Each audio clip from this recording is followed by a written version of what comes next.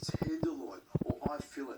It's a piece that comes from inside the animal, behind the spine, and it does very little work. It's actually a very lazy muscle, which is why it's so tender and perfect for this dish. Now you're thinking, Richo, where's the fry pan? Well, there is no fry pan for this dish. Steak tartare is raw. And before you go turning off the TV and thinking, what's he doing? He's gone nuts here. Actually, it's quite common for a lot of cultures to have a raw meat dish on their menu. I mean, look at the Lebanese. They have kibineh, which is raw lamb mixed with burgle wheat, salt, pepper, some spices, and it's eaten with some olive oil and onion. It's a classic dish. Now, steak tartare is the sort of dish that you'd find in a fancy restaurant in France, and the waiter would wheel out his trolley, cut up the steak and chop it up by hand. Now, if you're thinking that maybe you should just go down to the butcher shop and mince it, it's not the same.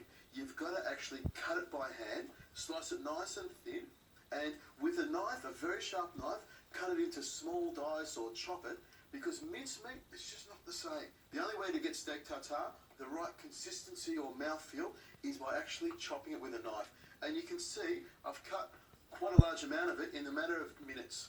And the beauty of this dish is you can season it up with anything you want. When I was in France recently, researching dishes for this show, I met a chef there that made steak tartare with semi-dried tomatoes and balsamic vinegar, and it was a fantastic dish. He put some basil in there and a few other things. I don't think he wanted to tell me everything he put in there, but it was great. And you can just about do anything. I've had mates of mine that have made Asian versions of steak tartare, but I'm going to show you the classic way of doing it. And you can see, look how much I've been able to chop up. Now for me, I like it a little bit coarse, but you could, of course, with your knife, chop through it a few times till it's nice and fine. But this is beautiful, soft, tender steak. Now I've got probably enough for 2 people, but for myself, I'm just going to pop that into the bowl. And look at it, it's beautiful Australian grass-fed beef, my favourite. Move that to the side here. And this is where things get really exciting. This is where you can put everything in here to give it a great flavour. Now to give it some classic flavour, this is how the French waiter would do it at your table in the fancy restaurant. He would put a little bit of mustard in here. In this case, I've got some Dijon mustard and a little bit of cayenne pepper just to give it a bit of a kick. Sprinkle that in there, and of course some capers. I've got some lovely fresh capers here, about a tablespoon and a half. And what I do with these capers is I just give them a rough chop. You could of course blend this up in a processor, I mean the capers that is, or in a mortar and pestle, but for me, just giving it a rough chop with a sharp knife, just breaks them down a bit so it mixes through the tartare really easily. Scrape that up there and straight into my bowl. This is the sort of thing you want to do at the last minute, so it just binds together and all the flavours stay nice and fresh. And these things here, these are what we call cornichons or baby gherkins, and they've got a great sweet sort of flavour. And all I do is just cut through them like this, nice and fine, and I go back a few times. It gives it a sort of sweetness and slightly sort of acidic or vinegary flavour to the tartare, which I reckon brings out all the flavour of the meat. Now, it's something that is an acquired taste, but I assure you that once you've tried it once, you'll become addicted. Chives, here we go.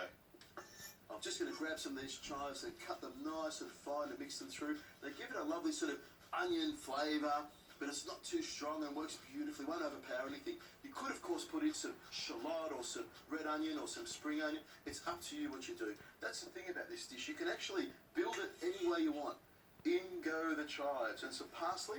I've got some continental parsley here or Italian parsley, and I'll just scrunch it up into a ball and cut through it with my knife, just like this. Now you could go crazy and chop it really fine if you like, and I'll just watch my fingers there because this knife is very sharp. Through there once, twice, 3 times, and that's enough for me. Straight into my bowl. That's the beauty of having a sharp knife. It doesn't take very long to cut anything. Some Tabasco sauce, 3 or 4 drops in there. There we go. That's probably 5 or 6 drops. And some Worcestershire sauce. Probably about a teaspoon and a half. And of course some salt and pepper. Because just because it's raw doesn't mean you don't have to put any salt in it.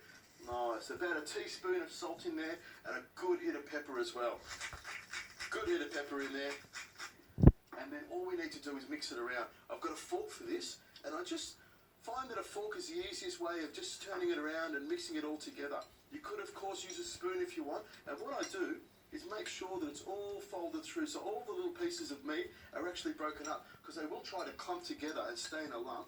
But if you mix it through nice and evenly and spend a couple of minutes on that, making sure that it's really, really evenly mixed together, because that becomes part of the dish. And I'll tell you what, This smells fantastic. You can really smell the mustard and all the herbs, and